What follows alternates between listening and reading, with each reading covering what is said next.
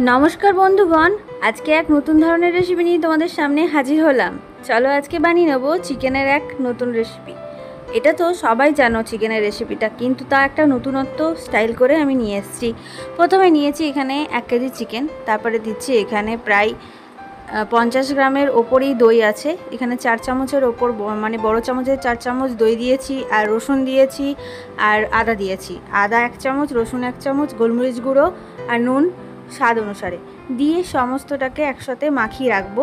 এটা প্রায় আধ ঘন্টার মতো মাখিয়ে রাখতে হবে। যদি একটু বেশি মাখানো যায় তো আরও ভালো, না হলে যদি জলদি রান্না করতে হয় প্রায় আধ ঘন্টা মতো মাখিয়ে রাখতে হবে। তারপরে এদিকে কড়াইয়ের মধ্যে তেল নিয়েছি, তেলের মধ্যে দিচ্ছি একটা শুকনো লঙ্কা ফোড়ন, আর দিচ্ছি পেঁয়াজ কাঁচা লঙ্কা, আর দেব এর মধ্যে আমি একটুখানি কাজু, এর মধ্যে দিয়ে একসাথে এটাকে কষিয়ে নিতে হবে। ওপর থেকে টমেটো দিয়ে দিয়েছি, এখানে একটা গোটা টমেটো আমি এখানে ইউজ করেছি। তারপরে এটাকে দিচ্ছি এবারে কাজু আর নুনটা দিয়ে পরে একটুখানি কষিয়ে নেব। জাস্ট একটু পেঁয়াজটাকে ভেজে নিচ্ছি, ভালো করে ভেজে নিয়ে একটু ঢাকা দিয়ে রাখতে হবে। একটু টমেটোটা গলে যাওয়ার পরেই আমি এটাকে নামিয়ে নেব একটা মিক্সির বাটিতে, মানে এটাকে ভালো করে পেস্ট করে নিতে হবে। দিয়ে পরে এবারে আমি এটা মিক্সিতে নিয়ে নিয়েছি বাটির মধ্যে। এবারে এদিকে একটা মশলা রেডি করছি, জায়ফল দিচ্ছি, তারপরে এলাচ দিচ্ছি, লবঙ্গ দেব, আর একটা স্টার দেব, আর দিয়ে পরে এগুলোকে আমি একটা মশলা বানিয়ে নিচ্ছি। এবারে এদিকে চিকেনটাকে আমি ভেজে নেব তেলের মধ্যে। দই সব কিছু মাখানোই আছে, এটাকে খালি একটুখানি ভেজে নিতে হবে। দেখো এবার আমি এই বাটাটা দিয়ে দিচ্ছি, যেটা আমি পেঁয়াজ বাটাটা রেডি করে রেখেছিলাম, সেটা এবার এর মধ্যে দিয়ে দেব। বলো তো এটা কি রেডি হচ্ছে? তারপরে তো আমি তো বলবোই। এখানে আমি এর মধ্যে দিয়ে পরে ভালো করে এটাকে কষিয়ে নিতে হবে।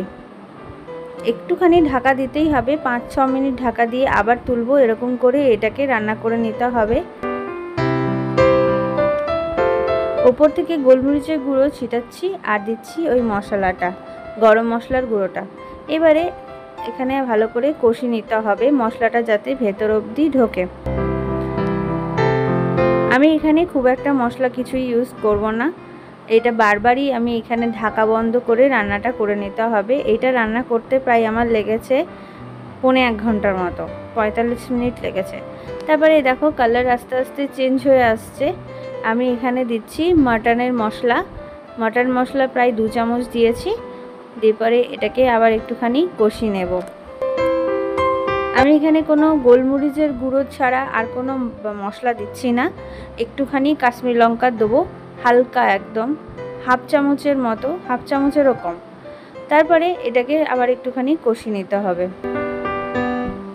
তারপরে এটাকে ভালো করে কষিয়ে নিচ্ছি। দেখো কত সুন্দর এটা মাংসর কালারটা বেরিয়ে আসবে। আবার গোলমরিচের গুঁড়োটা এখানে অনেকটা পরিমাণই লাগবে, আমি এখানে 1 চামচ করে গোলমরিচের গুঁড়ো দিচ্ছি। ঝালটা নিজের টেস্ট অনুসারে করে নিতে হবে। যারা ঝাল বেশি খায় তারা অবশ্যই একটুখানি বেশি করে গোলমরিচ দেবে, আর যারা ঝাল কম খাও তারা একটু কম দেবে। দেখো এখানে কালার পুরো চেঞ্জ হয়ে আসছে। ওপর থেকে ধনেপাতা ছিটিয়ে রেডি হয়ে গেল আমাদের চিকেন চাপ। ভালো লাগলে একটা লাইক করো। সবাই ভালো থেকো, সুস্থ থেকো। আবার দেখা হবে অন্য একটা ব্লগে। ধন্যবাদ, আজকে বিদায় নিচ্ছি, টাটা।